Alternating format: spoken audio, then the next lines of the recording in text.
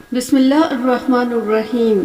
آج ہم نبی کریم صلی اللہ علیہ وآلہ وسلم پر ایک شخص نے جادو کر دیا تھا، اس کے بارے میں جانیں گے، تو جڑے رہیں ویڈیو کے آخر تک۔ اگر نیو ہے تو چینل کو سبسکرائب کر دیں۔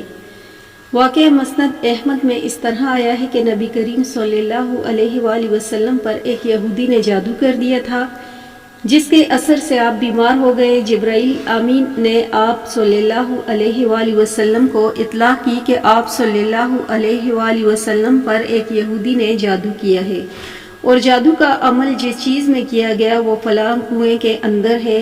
حضرت صلی اللہ علیہ وآلہ وسلم نے وہاں آدمی بھیجے، یہ جادو کی چیزیں کنویں سے نکال لائے، اس میں گرہیں لگی ہوئی تھیں۔ آپ صلی اللہ علیہ وآلہ وسلم نے ان گرہوں کو کھولا، اس وقت آپ تندرست ہو گئے۔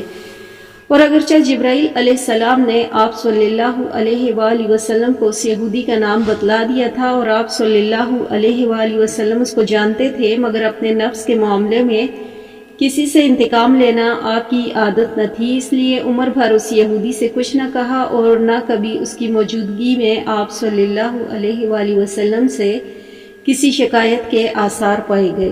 پھر صحیح بخاری کی ایک روایت ہے کہ حضرت عائشہ رضی اللہ تعالی عنہ سے کہ آپ صلی اللہ علیہ وآلہ وسلم پر ایک یہودی نے سحر کیا، تو اس کا اثر آپ پر یہ تھا کہ بعض اوقات آپ محسوس کرتے کہ فلاں کام آپ نے کر لیا مگر وہ نہیں کیا ہوتا۔ پھر ایک روز آپ صلی اللہ علیہ وآلہ وسلم نے حضرت عائشہ رضی اللہ تعالی عنہ سے فرمایا کہ مجھے اللہ تعالیٰ نے بتلا دیا ہے کہ میری بیماری کیا ہے، اور فرمایا کہ خواب میں دو شخص آئے، ایک میرے سرہانے بیٹھ گیا اور ایک میرے پاؤں کی طرف۔ سرہانے والے نے دوسرے سے کہا کہ ان کو کیا تکلیف ہے؟ دوسرے نے کہا کہ یہ مسفر ہیں۔ اس نے کہا کہ سحران پر کس نے کیا ہے؟ تو اس نے جواب دیا کہ لبدین بن عاصم نے، جو یہودیوں کا حلیف منافق تھا۔ اس نے پوچھا کہ کس چیز میں جادو کیا ہے؟ اس نے بتلایا کہ ایک کنگے اور اس کے دندانوں میں۔ پھر اس نے پوچھا کہ وہ کہاں ہیں؟ تو اس نے بتلایا کہ کھجور کے اس غلاف میں جس میں کھجور کا پھل پیدا ہوتا ہے۔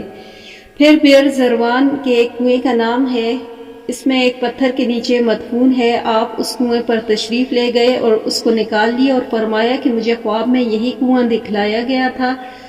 حضرت عائشہ رضی اللہ تعالی عنہ نے فرمایا کہ آپ صلی اللہ علیہ وآلہ وسلم نے اس کا علاج کیوں نہ کیا کہ فلاں شخص نے یہ حرکت کی ہے۔ حضرت صلی اللہ علیہ وآلہ وسلم نے فرمایا کہ مجھے اللہ نے شفا دے دی، اور مجھے یہ پسند نہیں کہ میں کسی شخص کے لیے کسی تکلیف کا سبب بنوں۔ مطلب یہ تھا کہ اس کا اعلان ہوتا تو لوگ اس کو قتل کر دیتے یا تکلیف پہنچاتے۔ اور مسند احمد کی ایک روایت میں ہے کہ آپ کا یہ مرض 6 مہینے تک رہا، اور بعض روایتوں میں ہے کہ بعض صحابہ اکرام کو معلوم ہو گیا تھا کہ یہ کام لبید بن عاصم نے کیا ہے۔ انہوں نے رسول اللہ صلی اللہ علیہ وآلہ وسلم سے عرض کیا کہ ہم اس خبیث کو کیوں قتل نہ کر دیں؟ آپ نے جواب دیا کہ جو صدیقہ عائشہ رضی اللہ تعالی عنہ کو دیا تھا۔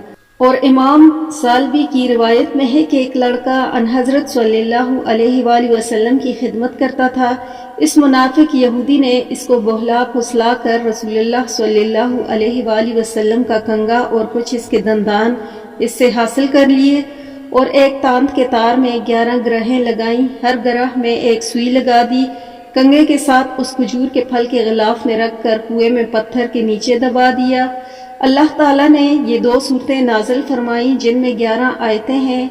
آپ ہر گرہ پر ایک ایک آیت پڑھ کر ایک ایک کھولتے رہے، یہاں تک کہ سب گرہیں کھل گئیں اور آپ سے ایک بوجھ اتر سا گیا۔